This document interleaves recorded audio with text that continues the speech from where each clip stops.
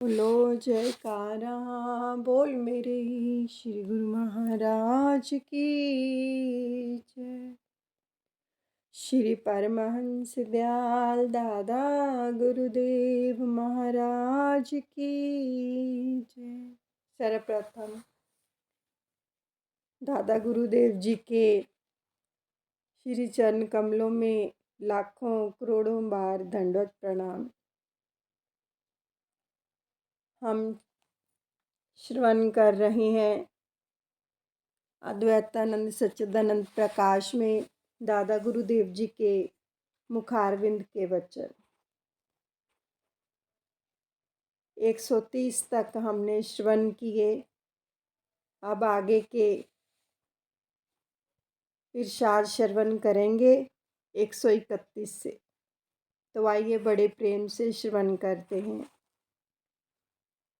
एक रोज़ जिक्र हो रहा था कि बाबा प्रीतनाथ जी को हाट के सत्संग के मीरे सभापति हैं, मगर सत्संग के कामों में कुछ कोशिश और शारीरिक कष्ट नहीं करते हैं।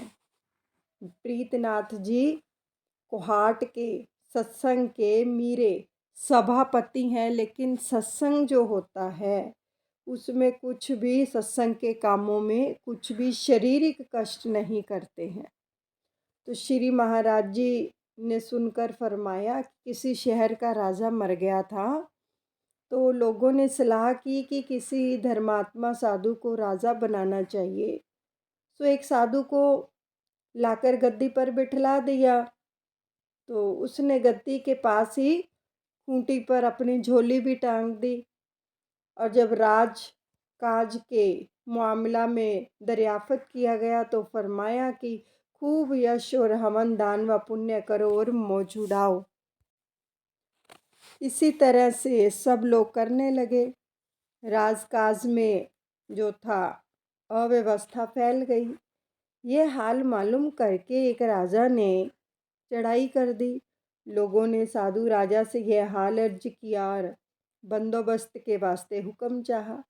तो उन्होंने फरमाया कि अभी वही काम किए जाओ और बेखौफो खतर रहो।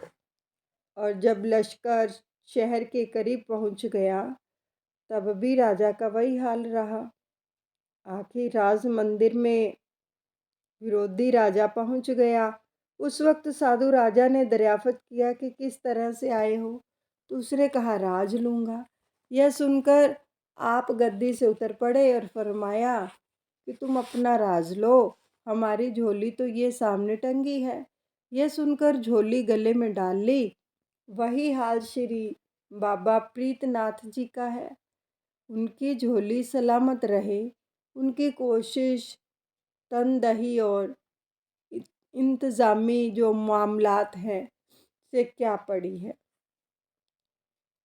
तो फिर एक रोज़ बाबू चूनीलाल साहब, जिन्होंने सरकारी मुलाजमत से पेंशन पाने पर बजाजी की दुकान खोल ली थी, हाजिर खिदमत हुए और अर्ज किया कि महाराज, दुकानदारी के मामले में अब तक मैंने बिल्कुल सच से काम लिया है, लेकिन बराबर टोटा और घाटा खाता रहा हूँ। वजह यह है कि ग्राहक से एक बात सच्ची सच्ची कह देता हूँ, उस पर वह जमता नहीं है और मेरा दिल बात बदलने को चाहता नहीं है। तो यह सुनकर आपने यानी दादा गुरुदेव ने फरमाया कि अगर इसी तरह एक बात कहते रहे और यह कुल सामान फरोख्त ना हुआ और रखे रखे पुराना हो गया, तो इसी कीमत पर जो आप कह रहे हैं आइंदा कभी बिकने की उम्मीद हो सकती है। तो बहरहाल जब पुराना हो गया तो ज़रूर कीमत में कमी करनी होगी और उस वक्त आपकी यह बात बदलेगी या नहीं। तो फिर जब बात एक ना एक दिन बदलनी ज़रूर है, तो फिर टोटा खाकर क्यों बदली जाए, पहले से ही संभल कर क्यों ना चलें। जो वह रोज़े बंदा यानी बुरा दिन देखना नसीब ही ना हो। यह काम कोई नौकरी तो नहीं जिसमें तनख्वाह मिलती है। इसलिए रिश्वत लेना जो है हराम समझा गया है। यह तो व्यापार है। यानी कहावत मशहूर है कि यह तो दुकानदारी है। दुकानदारी में एक बात कैसी, जैसा ग्राहक होता है उससे वैसी ही बात की जाती है। अगर कोई सच मानने वाला हो तो उससे ज़रूर सच सच कहना चाहिए। मगर जब जन साधारण का यह पक्का ख्याल है कि दुकानदारों की बात काबिले एतबार नहीं है, तो उनके जो वही बीजक फर्जी जो हैं, झूठे होते हैं, फिर ऐसे आदमियों को बीजक दिखलाने और एक बात कहने से क्या फ़ायदा हासिल हो सकता है। तो दुकानदारी में दुकानदारी का व्यवहार बरतना चाहिए, जैसा काम तैसा ढंग। रवायत है कि किसी राजा के पास एक सवांगिया साधु का भेष बनाकर गया और उसको बहुत आसन वगैरह और साधुओं के रंग ढंग दिखाए। अब राजा ने खुश होकर उसे साधु समझकर एक बेशकीमती मोतियों की माला देनी चाहिए, मगर उसने कबूल नहीं की। तब राजा ने उससे भी ज़्यादा बेशकीमती मोतियों की माला मंगवा कर देनी चाहिए, वह भी उसने कबूल ना की। अब राजा ने यह ख्याल करके कि यह फ़कीर आदमी है, दौलत दुनिया की तमन्ना नहीं, चुप हो गया। जब वह शख्स आसन वगैरह दिखला चुका तो उठकर खड़ा हो गया और राजा को अभिवादन करके अर्ज किया कि महाराज, मेरा इनाम मिल जाए। राजा ने फरमाया कि हमने तुमको ऐसी कीमती मालाएं देनी चाहिए, तब तो तुमने ली नहीं, अब क्या इनाम चाहते हो। तो उसने जवाब दिया कि हजूर, मैं साधु नहीं हूँ, मैं तो सवांगिया हूँ। उस साधु का सवांग पूरा जो था उतारना था। अगर माला ले लेता तो मेरा स्वांग बिगड़ जाता, क्योंकि फ़कीर के अर्थ हैं कि फ से फाका और उपवास, क से कनायत वैराग्य, ई से यादे इलाही प्रभु सिमरन और र से साधना। फिर साधु बनकर जो है दौलत के लिए हाथ फैलाना दुरुस्त ना था। अब स्वांग पूरा हो गया है, तो इसलिए आना दो आना, हज़ार दो हज़ार, जो हजूर की मिजाज चाहे दीजिए। इसलिए जब आप मुलाजिम थे आपने रिश्वत नहीं ली और अपनी मुलाजमत के स्वांग को पूरा किया, और अब दुकानदारी के स्वांग को पूरा करना चाहिए। दुकान का किराया, खर्च, पुण्य, दान, रुपए का सूद, टूट फूट बट्टा सामान जो बहुत अरसा तक पड़ा रहेगा, उसके प्रति सब फैलाकर कीमत वसूल करनी और निरख कायम जो है करना चाहिए। फिर फरमाया कि ज़िला कालाबाग में एक पीर साहब रहते थे। अरसा कई साल से उनकी खिदमत में एक मुलाजिम रहता था और बड़ी सिदक दिली से उनकी खिदमत इसलिए करता था कि उनके फैज़ाने सोहबत से कुछ जो था लाभवंत हो।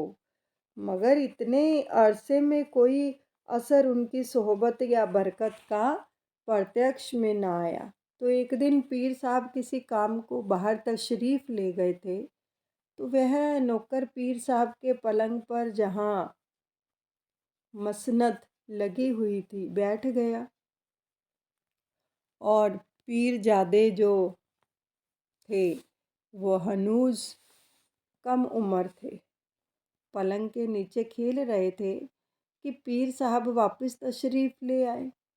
अब मुलाजिम को पलंग पर बैठा और पीरजादे को ज़मीन पर खेलते देखकर मुलाजिम और बहुत जो थे खफा हुए और बोले कि तू बड़ा बेअदब है कि पीरजादे नीचे ज़मीन पर खेल रहे हैं और तू ऊपर पलंग पर चढ़कर बैठा है। तो मुलाजिम ने अर्ज किया कि हज़रत, मुझको ये बात मालूम नहीं थी कि इस कदर अरसा आपकी सोहबत में रहकर भी मैं आपकी फैज़ान सोहबत से जो था तिफलाने खुर्द साल यानी कि अल्पायु बच्चों के बराबर नहीं हुआ। तो फिर एक रोज़ फरमाया, जनाब राय साहब दीवान मथुरा दास जी साहब बैरिस्टर करीबन 2 बजे रात को हाजिर खिदमत मुबारक हुए। रात को 2 बजे दादा गुरु महाराज जी के चरणों में आए। तो कुछ अरसा बैठने पर श्री महाराज जी ने फरमाया कि किसी बादशाह का हिंदू वज़ीर मदिरा पान किया करता था। तो तमाम अहलकारों और मौलवियों ने बादशाह से शिकायत की कि यह शख्स ऐसे बड़े ओहदा पर जो है मामूर है और कुल निज़ाम सल्तनत हाथ में है, फिर भी यह हराम शय का इस्तेमाल करता है, इसका बंदोबस्त कीजिए। तो बादशाह ने फरमाया कि हम गौर फरमाएंगे, और एक शब को छिपाकर वज़ीर के मकान पर बैठ गया। और वज़ीर साहब ने वक़्त मालूम पर सागरो प्याला तलब फरमाकर अव्वल एक प्याला नोश किया और बोला कि इसमें तमाम दिन के कामकाज की थकान दूर हो गई। अब फ़िक्र। फिर दूसरा प्याला पीकर बोला कि जिस कदर मामला मुकदमा मुतल्लिक रियायत है, अब वे मुझको जो है सूझने लगे हैं और उनकी समझ आने लगी है। कुछ अरसा बाद तीसरा प्याला पीकर बोला कि अब मेरे तमाम संदेह रफ़ा हो गए हैं और मेरी अकल रोशन हो गई है। अब उसके बाद फिर चौथा प्याला भरा, मगर यह बोला कि अब यह अकल को जो है गुमराह करेगा, और यह कहकर प्याले को फेंक दिया। अब बादशाह यह हाल देखकर दिल में सोचने लगा कि यह शख्स बड़ा अक्लमंद है और अपने इंद्रियों पर काबू रखता है, इसका कुल काम अख्तियारी है।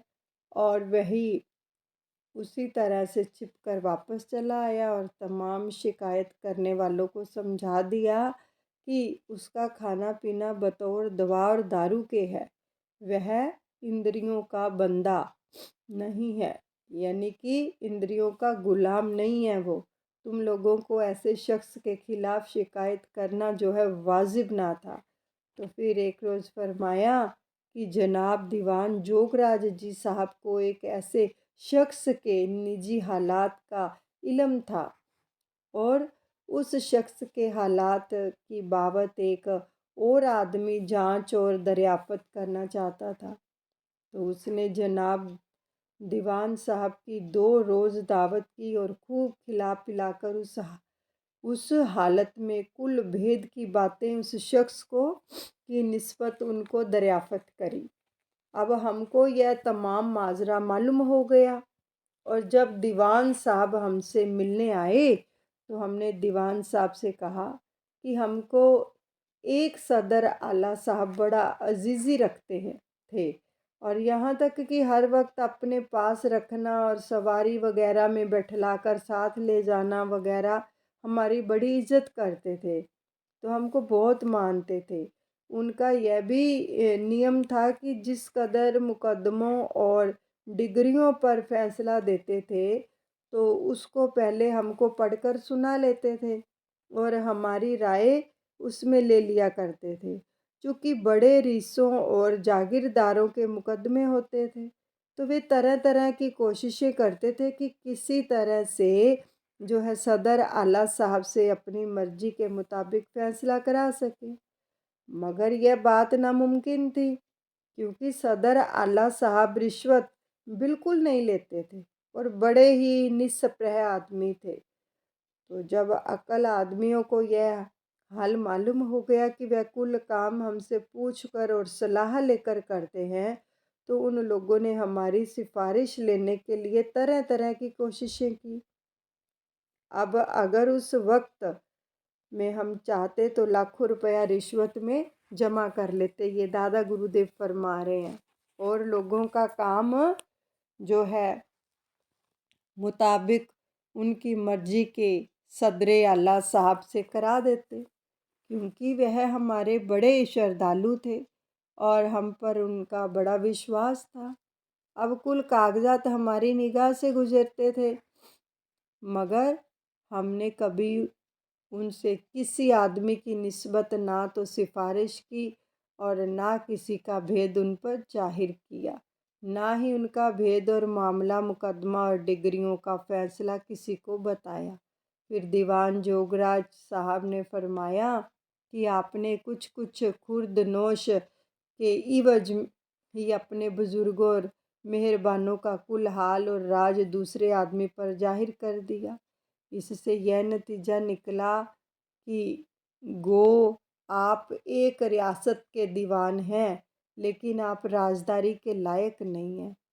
आप जैसे जो थे ओहदादार को राजदारी लाजिम है, वरना निज़ाम सल्तनत में बड़ा फतूर जो है घट जाने का अंदेशा है।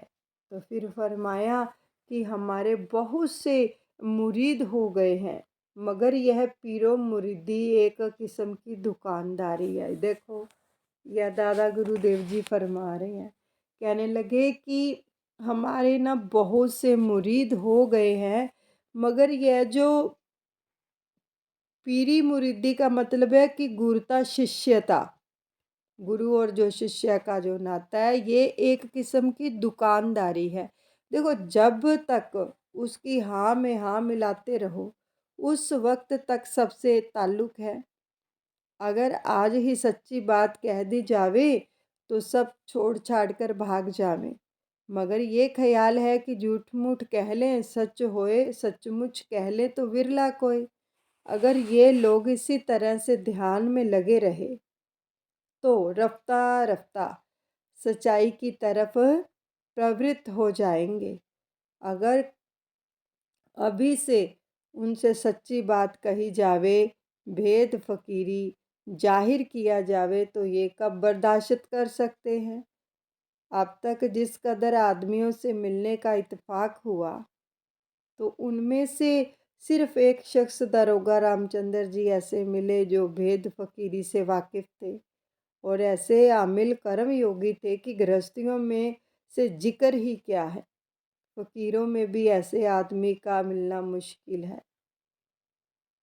तो उनका नियम था कि जो शख्स किसी की मौत का हाल जाहिर करके कफन दफन के लिए रुपए का सवाल करता, उसको कम अज़ कम मुबलिग मतलब लगभग 10 रुपया अंतिम संस्कार के लिए ज़रूर देते थे। तो साधु फ़कीर जो सवाल करता था, उसको जांच कर ज़रूर पूरा करते थे।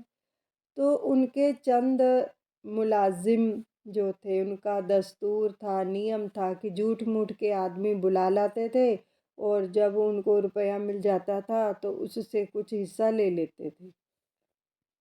अब एक दफ़ा उनके जो कारिंदे ने दारोगा साहब से शिकायत की कि ये जो लोग हैं, इस तरह से धोखा व चालाकी करके वसूल करते हैं। तो उन्होंने जवाब दिया कि मुझको इन बातों से वाकफ़ियत है, मगर गौर का मुकाम है कि जिस शख्स ने अपने रिश्तेदारों और अजीज़ की मौत का बहाना करके रुपया तलब किया, तो उससे मालूम होता है कि उसकी ज़रूरत सख्त ना होती तो ऐसा बहाना ना करता।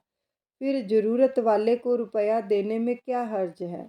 गरज फ़कीरों का भी यही हाल था कि किसी ने 100 रुपये का सवाल किया तो पहले कहते कि 10 रुपये ले लो और चले जाओ।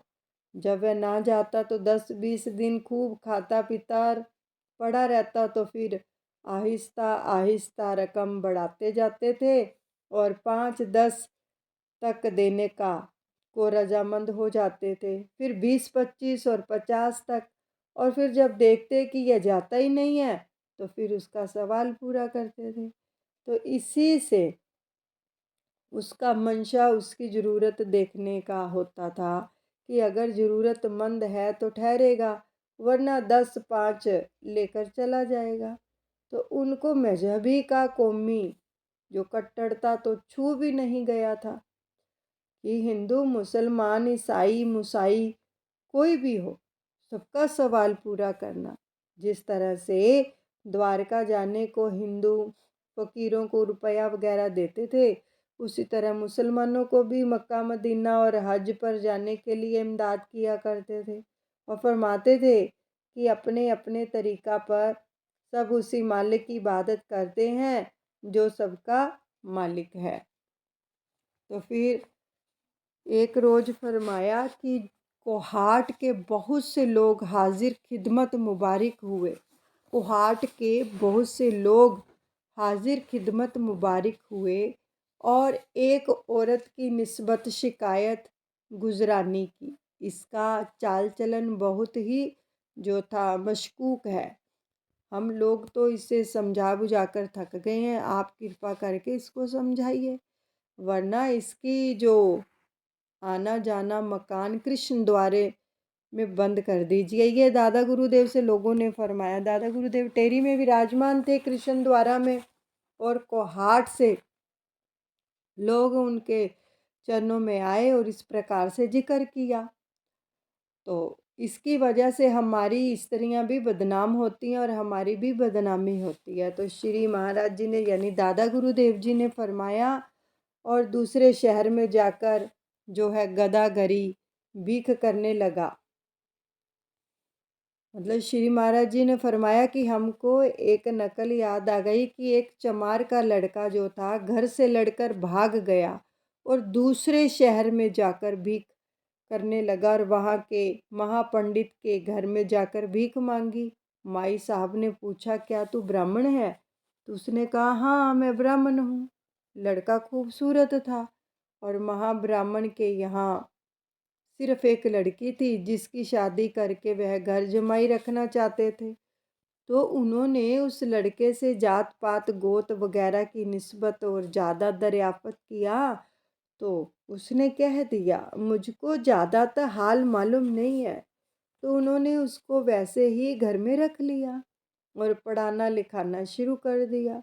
जब कुछ अरसा में वो पढ़ लिख गया तो लड़की की शादी कर दी। अब कज़ाकार यानी कि दुर्भाग्यवश लड़के का बाप उसे ढूंढता हुआ वहाँ निकला।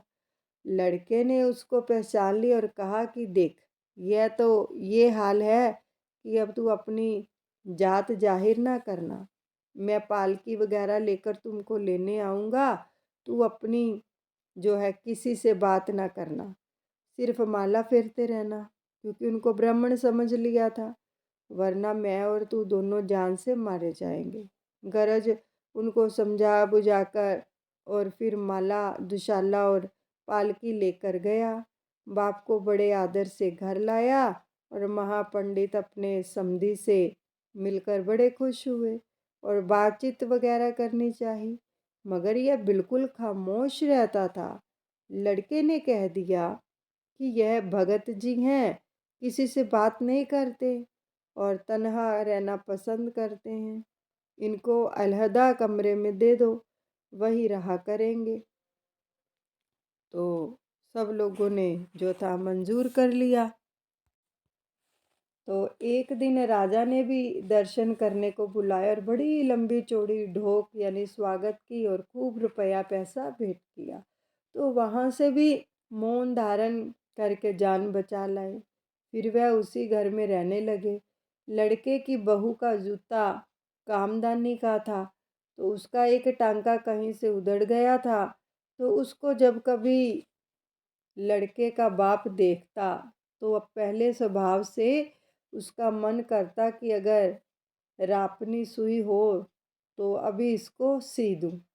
अपने लड़के से कहा कि मुझको सुई दरकार है, ला दो, यानी सुई चाहिए, ला दो।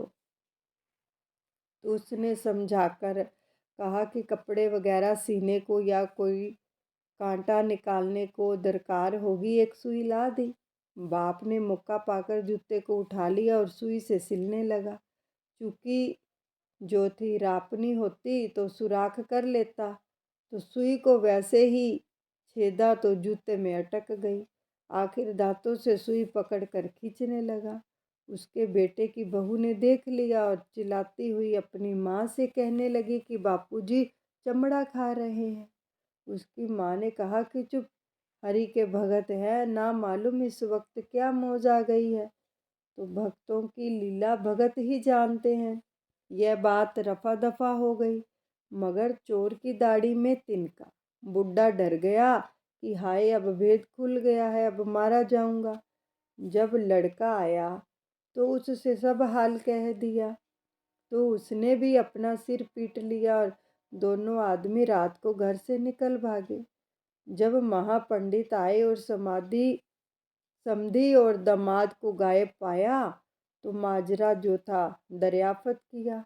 आखिर सोचा कि समधी साहब उनकी चर्चा से नाराज होकर निकल गए हैं, इसलिए राज में जाकर खबर कर दी कि महाराज, हमारा दामाद और समधी नाराज होकर निकल गए हैं, उनको तलाश करवा दे। उसी वक्त सवार चारों तरफ गए और ढूंढ कर ले आए। अब जिस वक्त दामाद सामने आया तो अपने ससुर के पैरों पर पड़ गया और हाथ जोड़कर बोला कि महाराज, चाहे मारो चाहे छोड़ो, मैं तो चमार हूँ। मैंने अपनी जात छुपाई थी।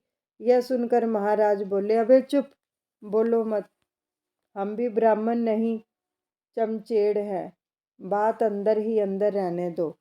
जब दूसरे दिन महापंडित जी राजा से मिलने गए तो उन्होंने दरियाफत किया कि कल तुम्हारे दामाद ने बड़ा बखेड़ा खड़ा किया, क्या बात थी। महापंडित हाथ जोड़कर बोले कि अन्नदाता, जानकी अमान असल में वह लड़का चमार है और मैं भी ब्राह्मण नहीं चमचेड़ हूँ। यह सुनकर राजा साहब बोले, चुप रहो चुप रहो, किसी और से मत कहना, हम भी ऊंच जात नहीं, हम भी चमरंग हैं। सो साहबान, आप उस बाई की निस्बत ही कहते हो और निगाहें गौर से देखा जाए तो ऐबों से पाक यानी कि पवित्र उसी की जात है, वरना सब ऐब से भरे हुए हैं। कोई चमार है तो दूसरा चमचेड़ है और तीसरा चमरंग है। अब किसी में कुछ ऐब है तो किसी में कुछ ऐब है, मगर जैसे अपनी टट्टी धोना व आबदस्त लेने में भी नफरत नहीं आती है और दूसरे का पखाना देखकर जी मतलाता है, वही हाल है। औरों के ज़रा से ऐब बहुत दिखलाई देते हैं, यानी औरों के ऐब नहीं देखने चाहिए। तो दादा गुरुदेव जी ने फरमाया कि जनाब राय साहब दीवान मथुरा दास जी साहब चीफ जज रियासत पुंछ ने अर्ज किया कि महाराज, अक्सर लोग हमसे दरबानों की निस्बत दरियाफत करते हैं, मेरी समझ में उनका कोई जवाब ही नहीं आता। अगर श्री महाराज जी कुछ इरशाद फरमावें तो कृपा होगी। अव्वल बात तो ये है कि श्री कृष्ण महाराज को कुल प्रेमी जन अवतार मानते हैं और कम अज़ कम उनके बुजुर्ग आला शख्सियत होने में तो किसी को भी मुश्किल से ही विरोध होगा, लेकिन साथ ही उसकी बाबत गोपियों से जो ताल्लुकात का इजहार किया गया है वह तो बहुत ही लच्चर सी बात मालूम होती है। कोई मामूली आदमी भी गैर शख्स की औरत से ऐसा ताल्लुक़ करना ज़ेबा यानी शोभा युक्त नहीं समझता। तो इस पर भी कि ऐसे बुज़ुर्ग होकर उन्होंने उसको जारी रखा, इससे उनको अवतार मानने में विरोध है। दूसरे द्रौपदी जी के 5 खाविंद होना जो है ये भी एक अजीब बात है। वे पांचों भाई भी आला लियाकत के लोग थे, तो उन्होंने शास्त्र की मर्यादा के खिलाफ कार्रवाई कैसे की। ये 2 बातें उन्होंने दादा गुरु महाराज जी से पूछी, एक तो श्री कृष्ण भगवान के बारे में और एक द्रौपदी के बारे में। तो श्री महाराज जी ने इरशाद फरमाया कि मैं आजकल बीमार हूँ, इसलिए तूल कलाम करने की ताकत नहीं है। इख्तियार के साथ कुछ कहता हूँ, बात को 2 पहलू से गौर कीजिए। अव्वल तो जो कानूनन छात्रवत कानूनी तौर पर भी आपने भी बहुत फैसले किए होंगे। संभोग का जो जुर्म किस आदमी पर लागू हो सकता है? क्या 10-11 बरस का बच्चा इस जुर्म का कर्ता और मुजरिम करार दिया जा सकता है? 10-11 साल के बच्चे को वैदिक नियमों से भी 11 बरस की उम्र में लड़का ना तो बालिग उम्र को पहुंचता है और ना ही ऐसे जुर्म का आरोप उस पर थोपा जा सकता है, बल्कि वह इस काम के लिए जो है नाकाबिल समझा जाता है। अब भागवत और महाभारत में तहरीर लिखित है कि श्री कृष्ण महाराज 11 साल की उम्र में 11 वर्ष की उम्र में कंस को बुलाने से मथुरा चले गए। कंस के बुलाने पर, और यह गोपियाँ वगैरह से मिलने जुलने और रास वगैरह का कुल मामला उससे पहले हुआ है, यानी 11 वर्ष से पहले हुआ है जो भी रास का मामला है, गोपियों से मिलना वगैरह। ठीक है, तो इस लिहाज में वह इस जुर्म से बिल्कुल बरी हैं। तो ऐसा मालूम होता है कि राजा कंस को खुश करने के वास्ते तरह तरह से उनके प्रभावित और बदनाम उनको किया गया है। अब जैसा कि संत कबीर की बाबत भी बहुत सी बातें बुरी भली बनारस वालों ने बनाई हैं, जो अब तक त्योहार होली वगैरह के मौका पर गाई जाती हैं। अलबत्ता उनकी आंतरिक खूबियों की वजह से हर जन व मर्द दिलो जान से फिदा था और जाहिर व बातिन व तस्वुर हर तरह से उनसे मिलने जुलने का तलबगार था। क्योंकि महिलाएं प्रेम की मूर्त होती हैं और प्रेम के इजहार का ज़रिया ऐसे ही शब्दों और ख्यालात से अक्सर होता है। अगर ऐसा हुआ तो उसमें भी कोई हर्ज नहीं मालूम होता, क्योंकि आमतौर से 10-11 साल के खूबसूरत बच्चे के साथ स्त्रियां हंसी ठट्ठा और दिल लगी और मस्खरी का कलाम किया करती हैं, तो इसको कोई बुरी नज़र से नहीं देखता। अगर आप कहें कि शायद ऐसा हुआ भी, तो आप कोई ख्याल कीजिए कि अगर 11 साल की उम्र में किसी बच्चे में ऐसी ताकत पाई जाए तो वह इतनी जो है मस्तूरात के साथ एकदम से मिलन कर सके, तो ऐसी ताकत को आप अल्लानी यानी दुनियावी ताकत कहेंगे या ताकत माफुके अलाउल्लान अलाउल्लान यानी दैवी मानेंगे? तो इस बात के मानने से भी उनके अवतार होने में कोई हर्ज नहीं पड़ता, बल्कि उनके अवतार होने की दलील है। अब दूसरी बात का जवाब स्पष्टता के साथ नहीं देता, सिर्फ कुछ थोड़ा सा कहता हूँ। अगर आप इससे ज़्यादा समझ सकें या अपनी समझ से निकाल सकें तो और भी ज़्यादा बदतर है, और भी ज़्यादा बेहतर है। तो देखिए, आजकल यह जो है कायदा है कि प्रीवी की कौंसिल से जो मुकदमा फैसला हुआ उसकी अपील आगे किसी और जगह नहीं हो सकती, तो उसका अंतिम मानना पड़ता है। इसी तरह से उस जमाना में गुरु बाप या माँ के हुक्म को ऐसे ही नातिक मानते थे जो द्रौपदी के लिए उन्होंने बोला था। क्योंकि पांडवों ने आकर अपनी वालिदा से कहा था कि हम पांचों भाई एक तोहफा लाए हैं, तो उसने समझा कि कोई खाने पीने की चीज़ है, इसलिए कह दिया कि पांचों आपस में बांट कर भोगो। तो अपनी वालिदा के इस हुक्म को उन्होंने बिना चू चरा किए उसी तरह से माना, जैसे कि आजकल जो है प्रीवी काउंसिल के फैसले को मानते हैं। तो देखो कितने अच्छे से दादा गुरुदेव जी ने उनको ये सब समझाया। तो फिर एक रोज़ श्री बाबा सर्वी आनंद जी महाराज हाजिर खिदमत हुए। महाराज से अर्ज किया कि मेरी तबीयत अब आगरा ठहरने को नहीं करती है, बाहर सफ़र का ख्याल है।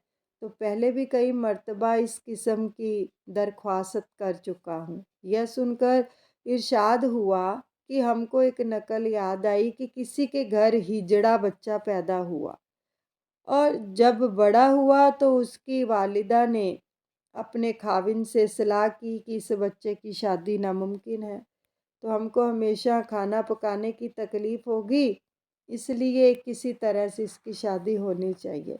लाख वगैरह की जो है लिंग किसी तरकीब से बच्चे को लगा दी, लाख की, और जाहिर कर दिया कि लड़का है। लेकिन चूंकि लड़के को यह हाल मालूम था, वह हमेशा वालिदा को धमकाया करता था और आग से सेक कर इसको गिरा दूंगा ऐसे बोलता था।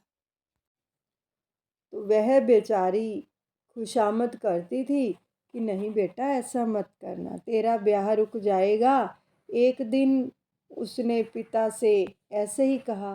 उसने लड़के को झिड़क दिया और उसको क्या धमकाता है कि हमको क्या धमकाता है, अभी इसको गिरा दे, हमारा क्या नुकसान है, बहू आने से सुख होगा तो तेरी माँ को होगा, हमको क्या फ़ायदा।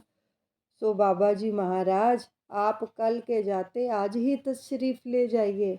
आपके यहाँ ठहरने की ज़रूरत अगर होगी तो लाला अमीर चंद जी को होगी, उनको ही सत्संग बढ़ाने का शौक़ है। हमने तो आज तक किसी को अपना शिष्य भी बनाना मंजूर नहीं किया। ये दादा गुरुदेव जी ने उनको वचन फरमाए कि उनको, दादा गुरुदेव जी को इस प्रकार का कोई प्रयोजन नहीं था। वो तो केवल लोगों की बस खिदमत करते थे और ये नहीं चाहते थे कि कोई हमारा शिष्य बने, ऐसा उनका बिल्कुल भी विचार नहीं था। तो फिर एक रोज़ त्योहार दिवाली पर महाराज टेरी में रौनक अफरोज थे। चूँकि मुकाम जो था पहाड़ी है और सरहद काबुल से मिला हुआ है, जो टेरी स्थान है वो पहाड़ी पर है और सरहद से मिला हुआ है, तो इसलिए उस मौसम में वहाँ जो थे खासी सर्दी थी। सब सत्संगी भाइयों ने बड़े उत्साह और आनंद से सत्संग के कमरे को सजाया और खूब रोशनी की। एक रेशमी इकहरा चोला केसरिया रंगा हुआ श्री महाराज के जेब तन पहना कर कराया यानी, और एक रेशमी पटका सिर में बांधा।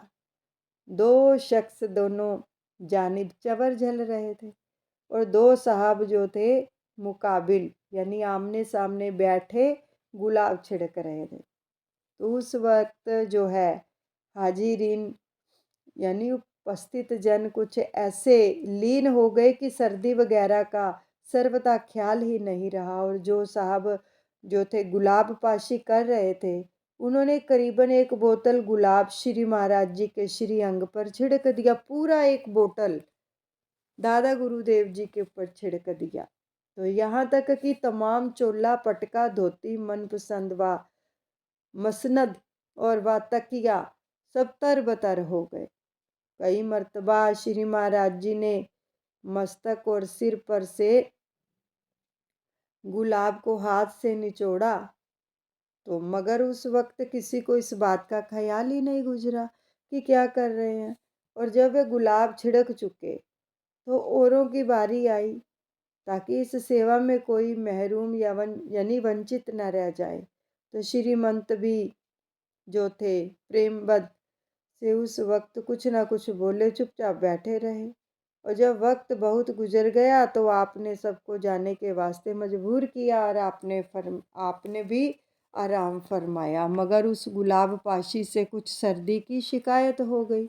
अब दूसरे रोज़ जब सब साहब जमा हो गए तो शरीर की शिथिलता की बाबत दरियाफत करने लगे। उस वक्त आपने फरमाया कि एक महात्मा जेठ में अपने चेले के घर गए। चेले ने बहुत आदर सम्मान किया, ठंडे पानी से हाथ पैर धोए, खस की पट्टी में बिठाया और खस का पंखा तर करके जलने लगे। आंवले और बर्फ़ का शरबत पिलाया, बेले व चमेली के फूलों के हार पहनाए और गुरु के आसन पर बहुत से फूल बिछाए, तरह तरह के तर व ठंडे खाने खिलाए। एक और शख्स उसकी सेवा को देखकर दिल में कहने लगा कि अगर हमारे गुरुजी आवें तो हम भी उनकी ऐसी ही सेवा करें। अब कुछ दिन माह बाद पोष में उसके गुरुजी भी आ गए और आते ही के साथ ही चेले ने ठंडे पानी के से हाथ पैर धुलाए। खसका पंखा जलने लगा। कुछ सेवा और सम्मान जो महा जेठ में उस शख्स को करते देखा था करने लगा। गुरुजी का शरीर जो वृद्ध था सर्दी में ऐंठ गए। दिल में सोचने लगे कि चेला भगत तो पूरा है मगर जो है अकल से काम नहीं लेता। आखिर बर्दाश्त ना कर सके उसको समझाकर इस खातिरों मदारात यानी सेवा सत्कार से बाज रखा। इसी के साथ ही हम यहाँ पर विश्राम देते हैं।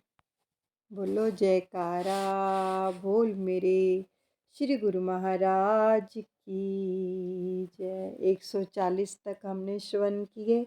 अब 141वां इरशाद नेक्स्ट टाइम श्रवण करेंगे। मेरे दादा गुरुदेव के चरणों में समर्पण करते हैं। अनुचित क्षमा करें। बोलिए सतगुरुदेव भगवान की जय।